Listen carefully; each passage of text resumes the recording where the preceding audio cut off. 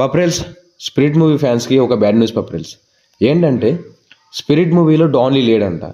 ఇది నిన్న ప్రణయ్ రెడ్డి వంగ గారే కన్ఫర్మ్ చేశారు.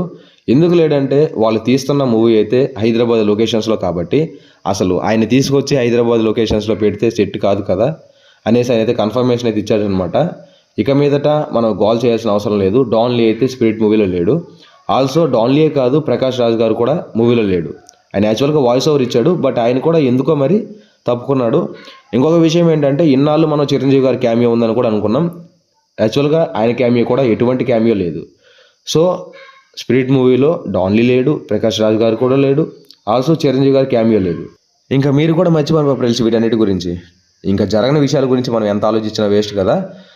సో దీని మీద మీ ఒపీనియన్ ఏంటో ఒకసారి కామెంట్ చేయండి. Also me friends and family కూడా షేర్ చేయండి, ఎందుకంటే వాళ్ళు కూడా డాన్లీ స్పిరిట్లో ఉన్నారు అనుకుంటున్నారు కాబట్టి ఈ వీడియో షేర్ చేస్తే వాళ్ళు కూడా తెలుసుకుంటారు. ఇంకా అది ఫ్రెండ్స్ వీడియో అయితే. Thanks for watching my video. Have a nice day.